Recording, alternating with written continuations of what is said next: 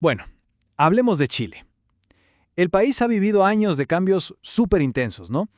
Pero al mismo tiempo queda esa sensación de que cuesta mucho avanzar. ¿Por qué?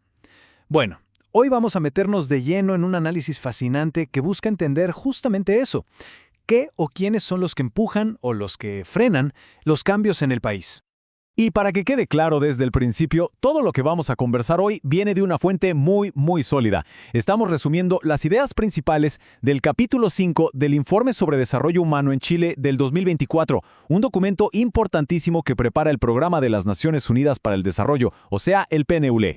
El informe arranca con esa pregunta que es, la verdad, muy potente y que seguro resuena en un montón de otros países. ¿Por qué nos cuesta tanto cambiar? Y para buscar respuestas, pone la lupa, digamos, sobre dos actores que son clave, dos grupos que realmente tienen el poder de darle forma al futuro. Por un lado, las élites y por el otro, los movimientos sociales.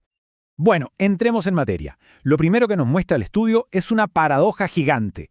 Casi todo el mundo en Chile siente que el país ha cambiado, y mucho, en los últimos 5 años. Pero, y aquí viene lo interesante, esa sensación de cambio viene con una evaluación súper negativa. Y ojo con este dato porque es revelador. Mientras que un 59% de la ciudadanía en general cree que el país empeoró, esa cifra se dispara a un increíble 93% en la élite económica. O sea, es un pesimismo casi total, muchísimo más alto que el de las otras élites y que el del resto de la gente. Y esta es nuestra primera gran pista para entender qué está pasando. Ok, para poder entender por qué ese pesimismo tan marcado en la élite económica, primero tenemos que hacer una pausa y definir bien de quiénes estamos hablando exactamente cuando decimos élites. Y esto es súper importante. El informe del PNUD deja claro que no hay una élite, como si fuera un bloque de cemento. Nada que ver. En realidad, son distintos grupos. Cada uno, desde su trinchera, tiene la capacidad de influir en las grandes decisiones del país y, claro, en los temas que se ponen sobre la mesa. El informe las divide en 4 tipos principales. A ver, está la élite económica, que como su nombre lo dice, controla los recursos. Luego, la política, la que ocupa los altos cargos en el gobierno y el Estado. También está la simbólica, que son los medios, la academia, los que transmiten ideas y valores. Y finalmente, la social, que articula a las ONGs, sindicatos y movimientos, cada una con su propio poder. Y acá es donde vemos una grieta, una fractura que es fundamental para entender todo lo demás. La élite económica está, políticamente hablando, aislada del resto. Fíjense bien en los datos. Mientras que casi el 70% de esta élite económica se identifica con la derecha, todas las demás élites, la política, la social y la simbólica, se inclinan mayoritariamente hacia la izquierda. Entonces, claro, la pregunta es obvia. ¿Esta división política tan marcada en qué se traduce en el día a día? Pues, como es de esperar, en dos visiones de país que son súper distintas y que muchas veces chocan entre sí. Miremos un poco las prioridades, porque las diferencias saltan a la vista. Para la gente de a pie, la ciudadanía, lo más urgente es la seguridad en los barrios. Para el conjunto de las élites, en cambio, la prioridad es la educación. Pero si hacemos zoom solo en la élite económica, vemos algo curioso. Les preocupa la seguridad mucho más que al resto de las élites, pero, al mismo tiempo, le dan bastante menos importancia a la desigualdad. Y esta división se vuelve todavía más clara cuando hablamos de soluciones concretas. Por ejemplo, ante la idea de pagar más impuestos para achicar la brecha de la desigualdad, un 91% de la élite política dice que sí, que está de acuerdo, un 91%, pero en la élite económica ese número baja al 69%. O sea, estamos hablando de una diferencia de más de 20 puntos, no es menor.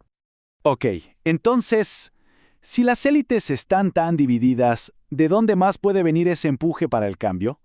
Bueno, el informe nos lleva a mirar hacia la otra gran fuerza transformadora, los movimientos sociales, los que nacen y crecen desde abajo, desde la ciudadanía.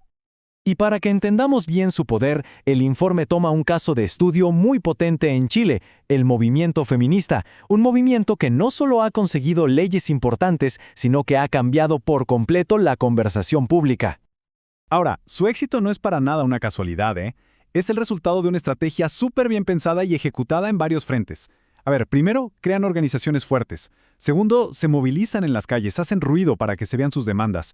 Al mismo tiempo, son inteligentes y construyen alianzas con otros grupos. Y, algo que es crucial, le presentan al Estado datos, conocimiento, propuestas serias. Todo esto mientras construyen un relato, una historia que realmente le llega a la gente. Tal como lo explicó una de las activistas entrevistadas, una parte fundamental de la estrategia es lograr que la causa conecte a un nivel personal, casi visceral. No se trata solo de tener la razón, sino de lograr una conexión emocional profunda. Entonces tenemos el panorama completo. Por un lado, las élites con su poder desde arriba. Por el otro, los movimientos con su presión desde abajo. Son dos fuerzas potentísimas. La pregunta del millón es, ¿por qué cuando estas dos fuerzas chocan o intentan dialogar con el sistema político, el cambio se traba, se frena o directamente no pasa nada? Aquí el informe nos habla de algo que llama lógicas inhibidoras. Pensemos en ellas como una especie de trampas en el camino, ¿no? Son dinámicas que bloquean la conversación, que impiden llegar a acuerdos. Y esto, dice el estudio, se vio con una claridad tremenda durante el reciente proceso para escribir una nueva constitución. ¿Y cuáles son estas lógicas? Bueno, son varias. Primero, el maximalismo. Esa postura de o es todo lo que pido o no es nada, que obviamente hace imposible cualquier negociación. Segundo, el identitarismo, cuando cada grupo se enfoca tanto en su propia demanda que se olvida de construir una visión que una a todos. También está el sentimiento antipartidos, una desconfianza tan grande que bloquea cualquier intento de colaboración. Y por último, la fragmentación, que es cuando los grupos se dividen tanto que pierden toda su fuerza para negociar. De hecho, una persona entrevistada para el informe lo resumió perfecto. Hablando del proceso constituyente que fracasó, dijo algo como que el problema fue que se convirtió en una constitución de causas individuales y no en un proyecto para todos. Y claro, cuando cada uno va solo por lo suyo, es muy fácil quedarse sin nada. Y así llegamos, creo, al punto central de todo este análisis. El diagnóstico final es que la capacidad de Chile para cambiar está, en cierto modo, bloqueada, porque sus dos grandes motores están averiados. Por un lado, tienes una élite económica que va por un carril completamente distinto al resto, y por el otro, tienes movimientos sociales con mucha fuerza, sí, pero que a la vez se fragmentan, y les cuesta mucho sentarse a negociar de forma efectiva. Al final, el informe nos deja con una pregunta flotando en el aire.